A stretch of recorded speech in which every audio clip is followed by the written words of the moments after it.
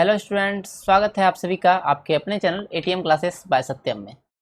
तो जैसा कि आप लोग जान रहे हैं, आपका एग्ज़ाम होने वाला है सब्सिडी पेपर का पार्ट 1 और पार्ट 2 का। तो आज हम लोग आज के इस वीडियो में पार्ट 2 का जो इम्पोर्टेंट क्वेश्चन है आपका मैथ्स का, अगर आपका सब्सिडी पेपर मैथ्स है तो आपको निश्चित रूप से फ़ायदा होने वाला है आज। और आपने जितनी भी तैयारी की हुई है, आपका तैयारी उससे ज़्यादा ही बूस्टअप होने वाला है। ठीक है, तो अगर आपको ये वीडियो पसंद आए तो निश्चित रूप से वीडियो को लाइक कीजिएगा। आज के इस वीडियो में मैंने लगभग अप्रॉक्स 30 क्वेश्चन लिए हुए हैं। ठीक है, और इस 30 क्वेश्चन के साथ साथ हम लोग इसका फुल डिटेल में जानेंगे इस 30 क्वेश्चन को। और इस वीडियो देखने के बाद आप सिर्फ 30 क्वेश्चन नहीं, आप 100 क्वेश्चन का आंसर दे पाएंगे।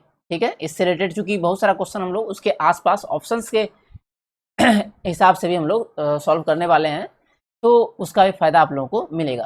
तो वीडियो के अंत तक आप लोग बने रहिएगा और आप यहाँ पर सीखिएगा। इससे पहले भी हम लोगों ने बीएससी पार्ट 1 और पार्ट 2 का जो है ऑनर्स का इम्पॉर्टेंट एमसीक्यू डाला था। ठीक है, 50-50 एमसीक्यू करके इसका बहुत सारा क्वेश्चन आपका जो है एग्ज़ाम में लड़ा था।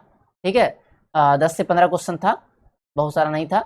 चूँकि 85 क्वेश्चन दिया था, उसमें से इतना था। समय की अनुपलब्धता के कारण ज़्यादा क्वेश्चन मैं नहीं बना पाया था, ज़्यादा वीडियो, बस एक ही वीडियो बना पाया था दोनों का।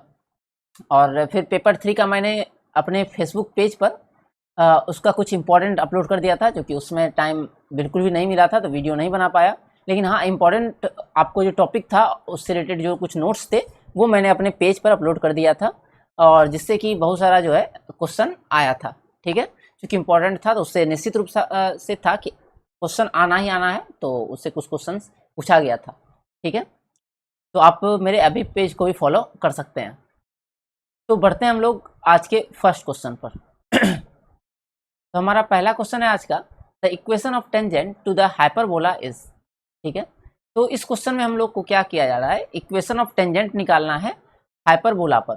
ठीक है, तो ये है हमारा हाइपरबोला का equation, x square by a square plus minus y square by b square is equal to 1 at x1/1। ठीक है, तो आपके पास इसका आंसर आप लोगों ने मेरे ख्याल से दे दिया होगा अभी तक में, बहुत ही आसान है। इसमें हम लोग करते क्या है, एक्स स्क्वायर को x1 से रिप्लेस करते हैं और वाई स्क्वायर को y1 से रिप्लेस करते हैं सिंपली। तो यहाँ आपको दिख रहा होगा ऑप्शन नंबर बी में आपका करेक्ट आंसर दिख रहा होगा, x1 by a square minus y1 upon b square is equal to 1। ये हमारा करेक्ट ऑप्शन हो गया। आपका जो फर्स्ट नंबर ए दिख रहा है ये आपका है equation of tangent to ellipse. ठीक है, ये है आपका इलिप्स पर। अगर क्वेश्चन ऐसा होता कि equation of tangent to the hyperbola के प्लेस पर इलिप्स रहता तो ये आंसर आपका होता। और ये जो आपका दिख रहा है ऑप्शन नंबर सी, ये है आपका equation of tangent to parabola.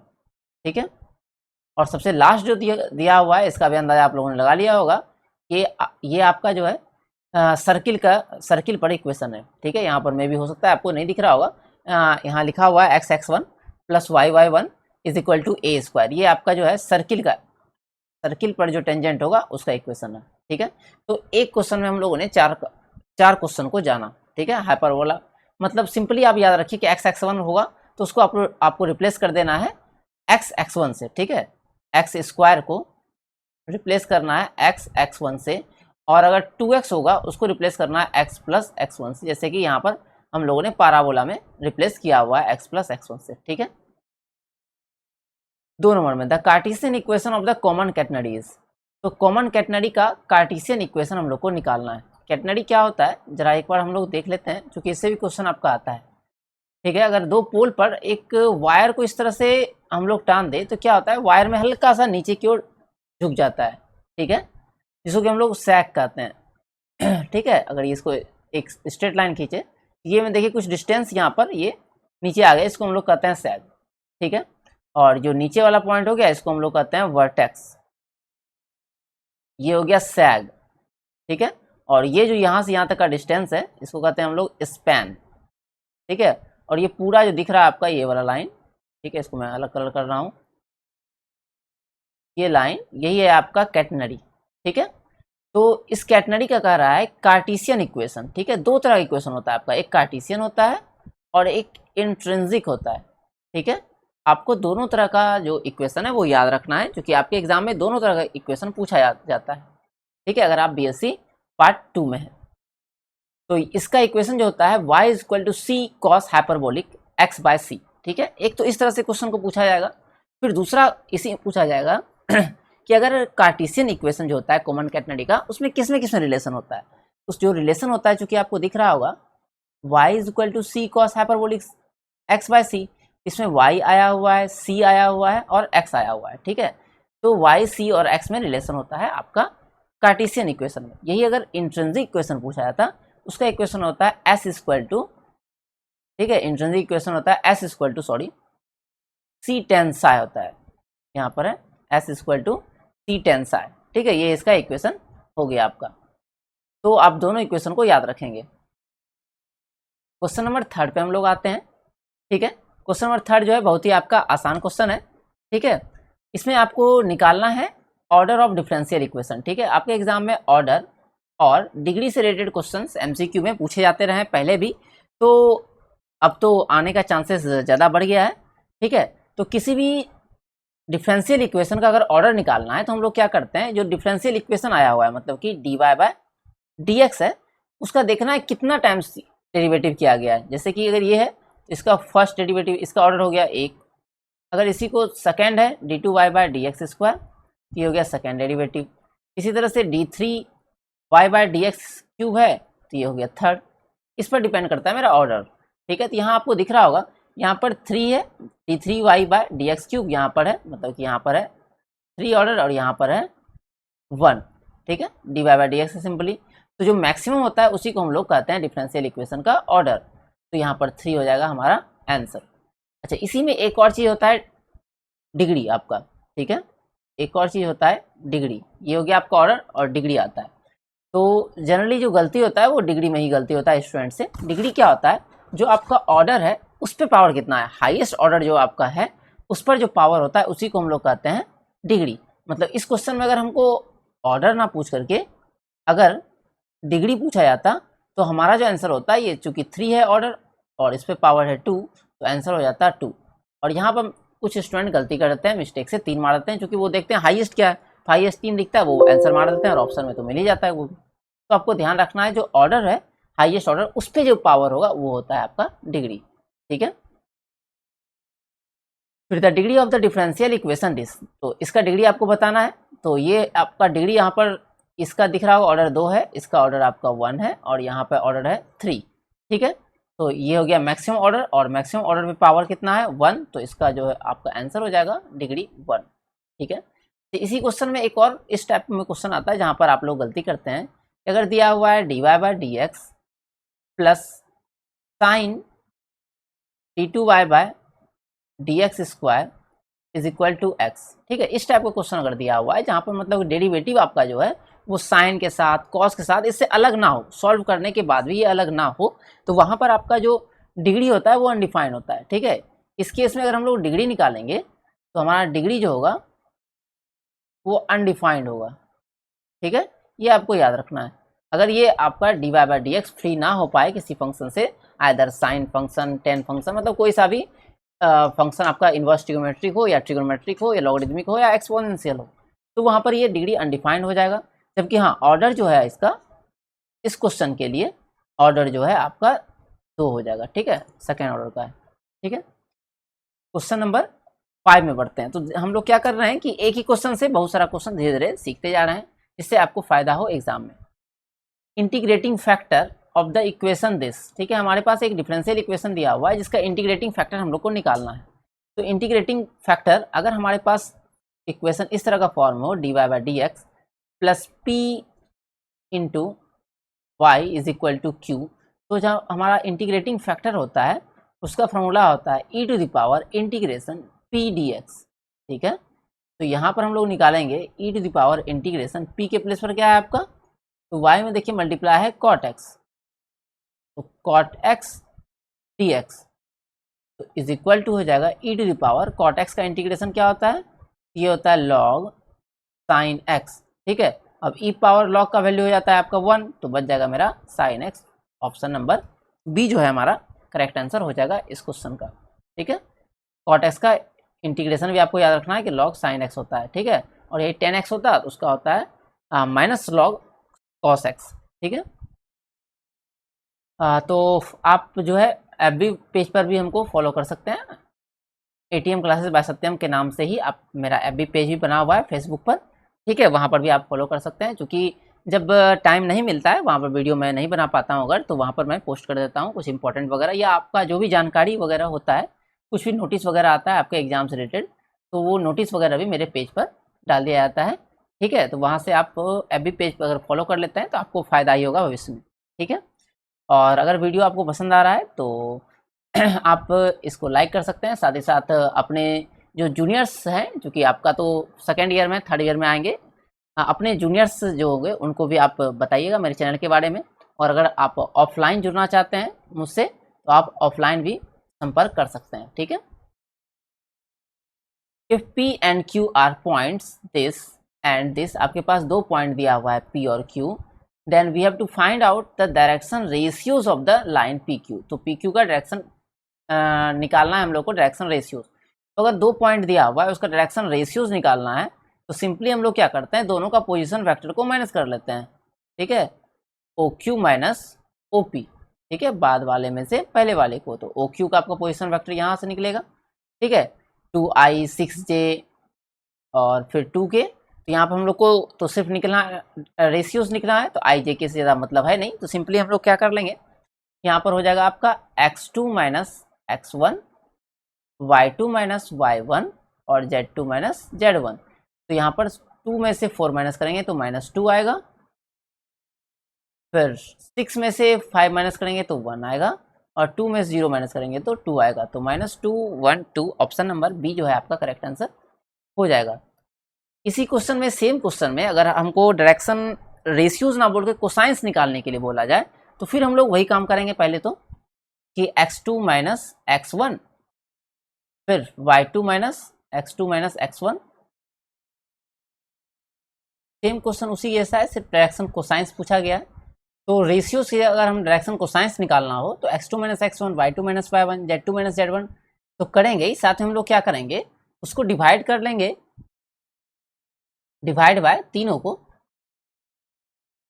इसके स्क्वायर से, मतलब कि 2 का स्क्वायर यहाँ लिखते हैं, under root 2 square plus 1 square plus 2 का स्क्वायर से, ठीक है। यहाँ -2 का स्क्वायर हुआ तो पॉजिटिव हो जाएगा, तो फिर कुछ फर्क नहीं पड़ेगा। ये हो जाएगा आपका 4 प्लस 1 प्लस 4, ठीक है। ये हो जाएगा आपका 9 रूट में, और निकल जाएगा 3। मतलब कि हमारा जो डायरेक्शन, अगर यहाँ पर रेशियोज का तो ये आंसर हुआ, कोसाइंस पूछेगा तो सबके नीचे में क्या आ जाएगा, आपका 3 आ जाएगा। तो ऑप्शन नंबर ए जो है हमारा यहाँ पर करेक्ट आंसर हो जाएगा क्वेश्चन नंबर 7 का, ठीक है। The equation of tangent to the curve this is given by, ठीक है। तो अभी तुरंत हम लोगों ने कुछ देर पहले सबसे फर्स्ट क्वेश्चन में सीखा था कि इक्वेशन ऑफ टेंजेंट निकालना होता है किसी कर्व पर, तो हम लोग क्या करते हैं कि एक्स स्क्वायर को एक्स x1 से रिप्लेस करते हैं, तो 2x x1। उसी तरह से वाई स्क्वायर है तो Y y1 is equal to 14। अच्छा, यहाँ पर जो मेरे पास x1 y1 है उसका वैल्यू गिवन है -1 और 2, तो x1 के प्लेस पर हम लोग रखने वाले हैं -1, और y1 के प्लेस पर रखेंगे हम लोग 2 को, इज इक्वल टू 14। यहाँ आ जाएगा -2x plus 6y is equal to 14। तो 2 कॉमन लेंगे हम लोग, तो दोनों साइड से 2 कैंसिल हो जाएगा, तो आपके पास बचेगा -x plus 3y is equal to 7, ठीक है। अब इसको बस एक स्टेप सॉल्व कर लीजिए, सबको एक तरफ लेते आइए। तो आई थिंक ऑप्शन नंबर कौन सा मैच कर रहा है देख लेते हैं। सबको में x को पॉजिटिव रखा गया है तो x को उस साइड भेजेंगे हम लोग।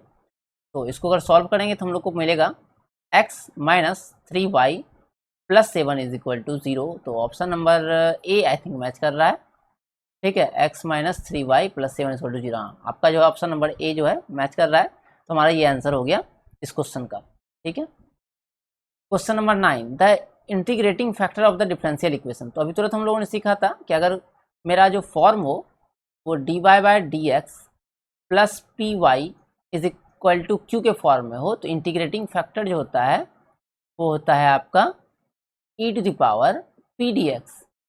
तो यहाँ पर है मेरे पास e to the power p के प्लेस पर है 1/x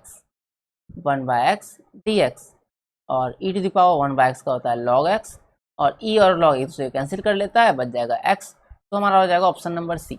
अच्छा, इसी का एक और फॉर्म आता है, उसमें क्या रहता है आपका, जो आप यहाँ देख रहे होंगे कि dy/dx है, उसमें रहता है आपका dx/dy, ठीक है, और यहाँ होता है आपका px is equal to q। तो उस केस में जो हमारा इंटीग्रेटिंग फैक्टर होता है वो e to the power p dx ना होकर के p dy हो जाता है, ठीक है। तो ये भी आप ध्यान में रखेंगे दोनों टाइप का क्वेश्चन।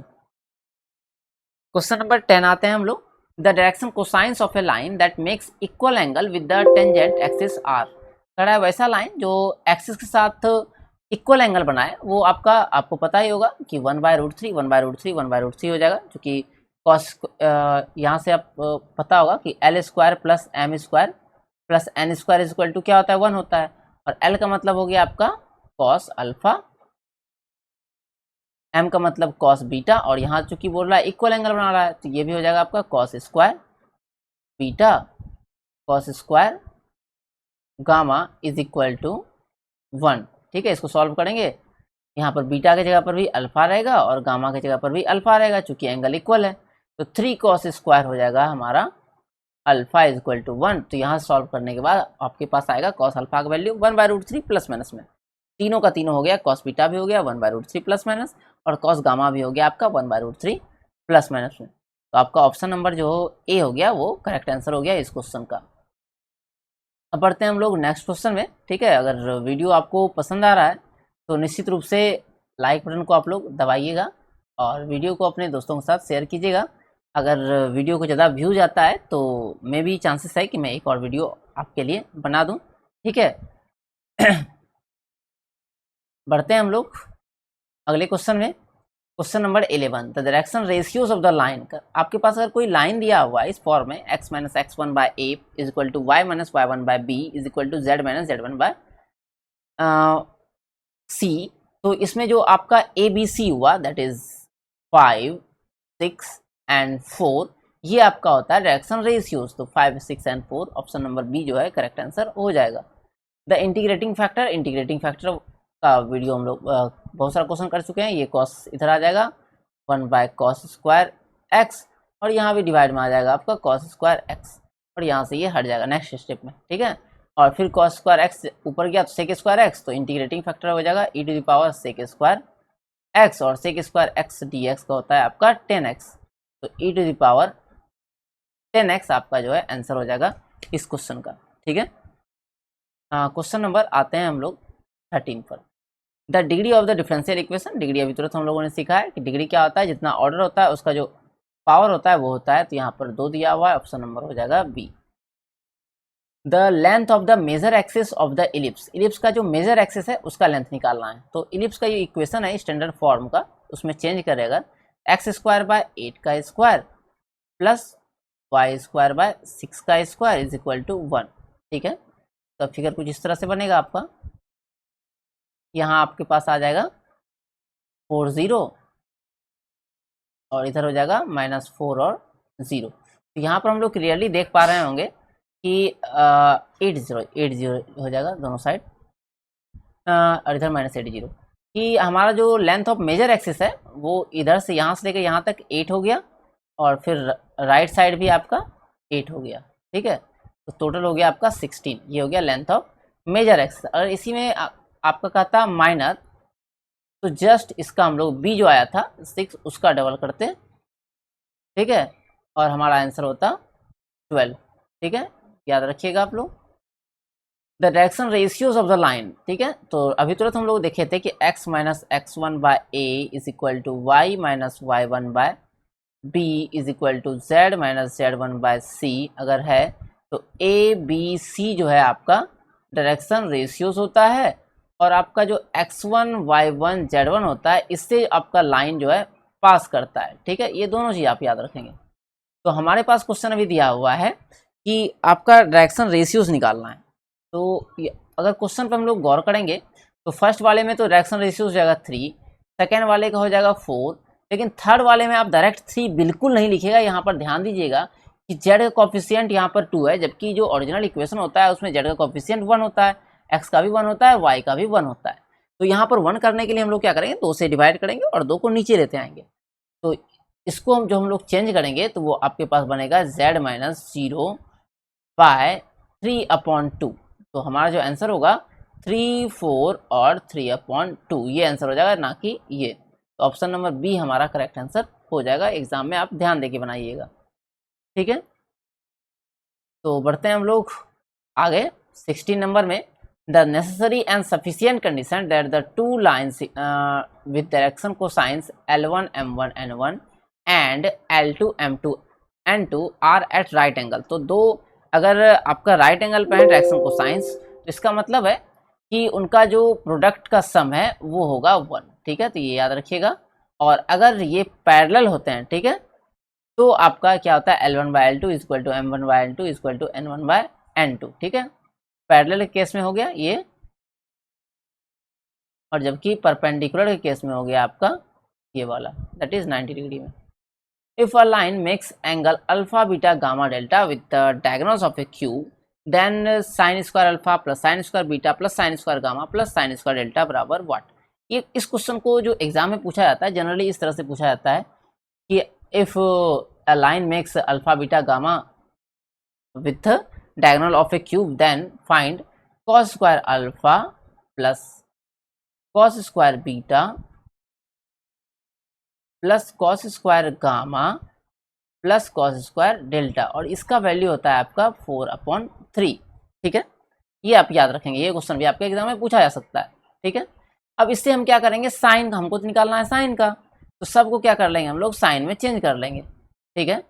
तो कॉस का होता है 1 माइनस साइन स्क्वायर अल्फा, ये हो जाएगा 1 minus sine square beta plus 1 minus sine square gamma 1 minus sine square delta is equal to 4/3। तो सबको हम लोग राइट साइड भेजेंगे, तो राइट साइड भेजने के बाद आपके पास मिल जाएगा sign square alpha plus sine square beta plus sine square gamma plus sine square delta एक साइड, और दूसरे साइड हमारे पास मिलेगा ये 1 1 1 1 4 हो जाएगा, और 4/3 इधर से आएगा माइनस 4/3, तो 3 चौके 12 में से 4 जाएगा तो 8/3, that is option number c जो है हमारा करेक्ट आंसर हो जाएगा, ठीक है। तो बढ़ते हैं हम लोग अपने अगले क्वेश्चन में। तो क्वेश्चन नंबर 18 जो है हमारा, ये आसान क्वेश्चन ऑलरेडी हम लोग कर चुके हैं कि इंट्रिंसिक इक्वेशन क्या होगा, ठीक है। इससे पहले हम लोगों ने किया था कार्टेशियन इक्वेशन, जो कि था आपका y is equal to c tan cos hyperbolic x by c, y is equal to c cos hyperbolic x by c था। और इस बार इंट्रिंसिक पूछ रहा है, तो इंट्रिंसिक होता है आपका s is equal to c tan psi, ठीक है। ऑप्शन नंबर ये नहीं होगा, ऑप्शन नंबर सी हो जाएगा s equal to c tan psi, ठीक है। ये आपका करेक्ट आंसर हो जाएगा। क्वेश्चन नंबर 19 आते हैं। Direction cosines of a line which makes equal angle with the axis is, कुछ देर पहले हम लोग किए थे जस्ट, उसी को पूछने का एक दूसरा तरीका है, यहाँ वो 1/√3 1/√3 1/√3 और ये निगेटिव में, हम लोग जानते हैं ये दोनों हो सकता है, तो ऑप्शन नंबर सी इसका हो जाएगा बोथ आंसर। क्वेश्चन नंबर 20 आपका यूलर्स थ्योरम पर बेस्ड है कि u is equal to tan inverse this, then we have to find the x del u by del x plus y del u by del y। तो हम लोग जानते हैं ये क्या होता है, एन यू के बराबर होता है, और यहाँ एन का वैल्यू कितना है, तो यहाँ पर अगर देखिएगा तो ऊपर का डिग्री 2 है और नीचे का डिग्री 1 है, तो ओवरऑल जो मेरा हो गया वो 2 हो गया, homogeneous degree is equal to 2u होगा, ठीक है। तो अगर हम लोग सॉल्व करेंगे तो इस टाइप वाले क्वेश्चन के लिए होता है आपका x del u by del x plus y del u by del y is equal to 2 into f u क्या होगा 10, उधर चला जाएगा आपका 10 इनवर्स, तो बन जाएगा 10u और डिवाइड बाय इसका डिफ्रेंसिएशन 10 का, ठीक है। तो एक्चुअली फंक्शन ये होता है 2 into f you divide by F dash you, ठीक है। तो 10 का डिफ्रेंसिएशन करेंगे तो हो जाएगा सेक स्क्वायर यू, इसको सॉल्व करेंगे तो 10 का होगा साइन बाय कॉस, और सेक का आपका अपोजिट होता है कॉस स्क्वायर यू, तो एक कॉस कैंसिल, तो आपके पास बचेगा 2 साइन यू कॉस यू, और ये आंसर है आपका साइन 2u का आंसर है, ठीक है। ये इसका आंसर हो जाएगा साइन 2u, तो इसका option tan two u, cos two u, tan two u, ऐसा 2 बार लिखा गया, इसका आंसर होगा साइन टू यू। तो यहाँ पर वैसे नन ऑफ दिस इसका आंसर हो जाएगा। ठीक है, तो इस टाइप क्वेश्चन को आप जरूर एक दो बार सॉल्व कर लीजिएगा। वहाँ पर यहाँ पर जो जैसे यहाँ पर साइन इनवर्स आता है, उधर जाकर साइन एक्स बन जाता, तो साइन एक्स लिखते हैं, नीचे उसका डिफरेंशिएशन, और जहाँ इतना डिग्री होगा उसको आगे में आपको लिख देना है। ठीक है, होमोजीनियस इक्वेशन होगा। उसके बाद आते हैं हम लोग अगले क्वेश्चन में। ठीक है, क्वेश्चन नंबर 21 पर आते हैं हम लोग। तो ये कह रहा है आपका स्टैंडर्ड इक्वेशन ऑफ पैराबोला। तो ये हम लोग जानते ही हैं ऑब्वियस है, Y square equal to 4x, बहुत ही आसान क्वेश्चन था। ये मैंने बस आपको रिवीजन कराने के लिए आया है कि ये इक्वेशन आपका पैराबोला का है। ठीक है, ये जो इक्वेशन दिख रहा है आपको, ये स्टैंडर्ड इक्वेशन है सर्कल का। ठीक है, x square plus y square is equal to A square, ये हो गया सर्कल जिसका कि रेडियस है ए और सेंटर है आपका 0 0। ठीक है, फिर x square by a square, y square by b square और इज इक्वल टू 1, ये है आपका इलिप्स का इक्वेशन। ठीक है, और ये आपका हाइपरबोला का स्टैंडर्ड इक्वेशन है। ठीक है, तो आप सब याद रखिएगा। 22 नंबर दिया हुआ है the tangent to the ellipse. तो अभी इसके बारे में तुम लोगों ने बहुत विशेष रूप से चर्चा कर दिया है कि एक्स स्क्वायर होगा तो इसको एक्स x1 से, और वाई स्क्वायर होगा तो वाई 1 से रिप्लेस कर लेंगे। दैट इज हमारे option number A correct answer हो जाएगा। उसी तरह से अगर ये आपको जो दिख रहा है ये तो बिल्कुल नहीं होगा। ठीक है, अच्छा इसमें एक और ऑप्शन जो मैंने लिया हुआ है ऑप्शन सी, ये आपका जैसे इक्वेशन ऑफ टेंजेंट है तो ये है आपका इक्वेशन ऑफ नॉर्मल। तो इक्वेशन ऑफ नॉर्मल भी आप लोग एक बार जरूर से देख लीजिएगा। ठीक है, सबका equation of normal to the ellipse, sorry ellipse तो देख लिया हमने, हाइपरबोला, पैराबोला और आपका सर्कल। ठीक है, इस पे भी आप इक्वेशन ऑफ नॉर्मल जरूर देख लीजिएगा क्योंकि उसको आपको याद करना पड़ेगा। If l m n be the direction cosines of a line then, तो हम लोग जानते हैं l square plus M square plus n square equal to 1। इसका यूज हम लोगों ने भी पहले भी पिछले क्वेश्चन में हम लोग लिया था। The condition of the tangency for a line y is equal to M x plus C. तो टेंजेंट के लिए क्या इक्वेशन होता है सर्किल के लिए, वो हम लोग को निकालना है। ठीक है, तो ये जो आपका दिख रहा होगा फर्स्ट वाला, ये है आपका है सर्किल के लिए कंडीशन होता है C square is equal to A square 1 plus M square, या इसी को आपको दूसरे फॉर्म में भी एग्जाम ऑप्शन में रह सकता है कि C is equal to plus minus A, ये रूट से स्क्वायर रूट ले लेंगे इधर तो ए निकल जाएगा आपको रूट से, और अंडर आ जाएगा आपका 1 प्लस एम स्क्वायर। ठीक है, ये भी आपका ऑप्शन में रह सकता है, तो आप ध्यान दे दीजिएगा ऑप्शन में क्या दिया हुआ है। फिर इस ऑप्शन में भी मैंने बहुत सारा क्वेश्चन आपको सिखाने का कोशिश किया है जैसे कि आपका ऑप्शन नंबर बी जो दिया हुआ है, ये है आपका condition of tangency for a line y is equal to M x plus c to the circle के प्लेस पर ये हो जाएगा आपका parabola y square is equal to m 4ax। ठीक है, उस पे लिए कंडीशन है c is equal to a by m। उसी तरह से ये कंडीशन जो है आपका इलिप्स के लिए है इक्वेशन ऑफ टेंजेंसी का, और ये जो है आपका हाइपरबोला के लिए। ठीक है, तो आप इस चारों को जरूर याद रखिएगा। इसमें से कोई एक क्वेश्चन आपका निश्चित रूप से एग्जाम में आने वाला है। ये दो क्वेश्चन जो आपका एक 24 नंबर और एक अभी जस्ट किया था हम लोगों ने 22 नंबर। ठीक है, इसमें था इक्वेशन ऑफ टेंजेंट। ठीक है, अभी इक्वेशन ऑफ टेंजेंट, एक इक्वेशन ऑफ नॉर्मल। ठीक है, दो याद रखेंगे। और अभी हम लोगों को देखा था इक्वेशन ऑफ टेंजेंसी। ठीक है, y is equal to M x plus C के लिए कंडीशन क्या था वो देखा था। ठीक है, उसको भी आप याद रखिएगा। इस 3 से एक क्वेश्चन तो पक्का है, फिक्स है आना, मैक्सिमम भी आ सकते हैं, 2 से ज़्यादा भी। If E be the eccentricity of the conic section then the conic represent parabola if, कहता है कि अगर E आपका इसेंट्रिसिटी है तो ये आपका पैराबोला डिनोट करेगा कब। तो हम लोग जानते हैं जब E का वैल्यू 1 होता है वो पैराबोला बताता है, अगर E का वैल्यू 0 होगा तो वो सर्कल को डिनोट करेगा, और E का वैल्यू लेस देन 1 होगा तो ये आपका होगा इलिप्स, और अगर ग्रेटर देन 1 होगा तो ये होगा आपका हाइपरबोला। ठीक है, यहाँ 0 से बड़ा होता है और 1 से छोटा होता है। ठीक है, क्वेश्चन नंबर आते हैं हम लोग 26। The ellipse this eccentricity is given by. तो इलिप्स का जो एसेंट्रिसिटी है वो गिवन होता है 1 minus b square by a square under root. ठीक है, यहाँ पर कंफ्यूज नहीं कीजिएगा इसका आंसर ये होगा, जबकि हाइपरबोला के केस में एसेंट्रिसिटी आपका ये हो जाएगा। ठीक है, हाइपरबोला के केस में एसेंट्रिसिटी 1+ हो जाएगा, ये याद रखिएगा। ये जो है एसेंट्रिसिटी, ये आपका पैराबोला का है, अभी जस्ट हम लोगों ने देखा था पीछे, और ये होता है आपका सर्कल के केस में एसेंट्रिसिटी। तो चारों का आप लोग ध्यान में जरूर रखिएगा। 27 eccentricity of the hyperbola is this. अभी जस्ट हम लोगों ने पढ़ा था एसेंट्रिसिटी हाइपरबोला का क्या होता है, उसका फॉर्मूला होता है 1 + b² का रूट। तो इसका सबसे पहले हम लोग क्या करेंगे, निकाल लेंगे a और b। तो यहाँ से आपको दिखेगा x² मतलब कि a का वैल्यू दिया हुआ है 4, चूंकि 4 का स्क्वायर है। फिर b का वैल्यू दिया हुआ है आपके पास 3, चूंकि 3 का स्क्वायर है। तो ये फॉर्मूला होता है 1 + b² तो 1 + b² अंडर रूट।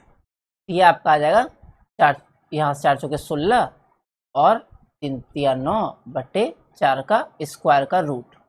16 9 25 हो जाएगा, रूट से निकल जाएगा 5 और 4 का स्क्वायर भी निकल जाएगा, आ जाएगा 5/4। तो ऑप्शन नंबर बी जो है हमारा करेक्ट आंसर हो जाएगा। और वैसे भी हम लोगों ने देखा था एसेंट्रिसिटी क्या होता है, 1 से बड़ा होता है हाइपरबोला के केस में, ठीक है। तो 1 से बड़ा भी है, आपको दिख रहा होगा। Question number 28 the distance between the parallel line this and this is. तो दो पैरेलल लाइन के बीच का डिस्टेंस हम लोग को निकालना है। तो यहाँ सबसे पहले हम लोग पैरेलल लाइन, यहाँ पर ये दिख नहीं रहा है तो इसको हम लोग पैरेलल लाइन्स बनाएंगे। तो इस इक्वेशन में से अगर 2 कॉमन ले लें हम लोग तो मिलेगा x + 2y - 2z + 5/2 = 0। अब यहाँ पर कोफिशिएंट आपको दिख रहा होगा कि सेम हो गया है, और ये आपका यहाँ से आप डिस्टेंस दोनों का निकाल सकते हैं।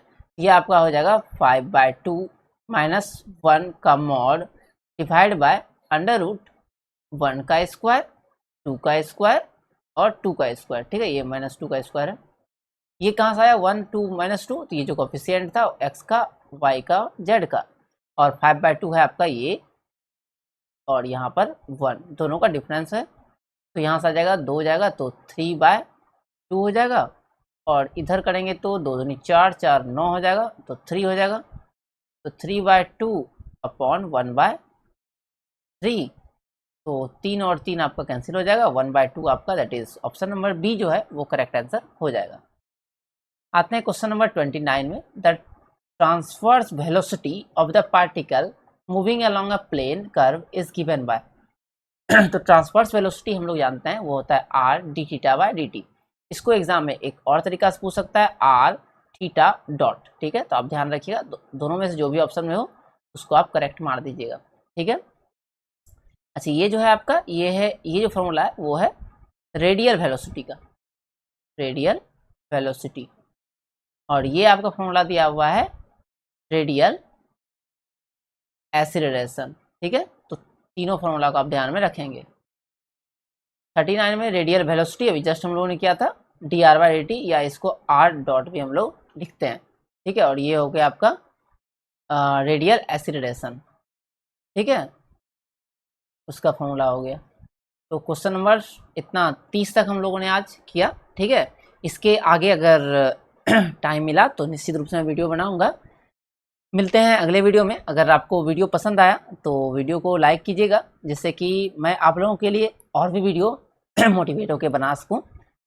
और वीडियो पसंद आए तो अपने दोस्तों के साथ भी इसको शेयर कीजिएगा, अपने जूनियर्स को बताइएगा। और ऑफलाइन बैच अगर आप ज्वाइन करना चाहते हैं तो आप ऑफलाइन बैच भी ज्वाइन कर सकते हैं। उसके लिए भी आप कॉन्टैक्ट नीचे में आप कमेंट कर सकते हैं, अगर या कुछ क्वेश्चंस वगैरह अगर आप लोग को पूछना हो तो वो भी आप जो है कमेंट बॉक्स में अपना टिप्पणी लिख सकते हैं, ठीक है।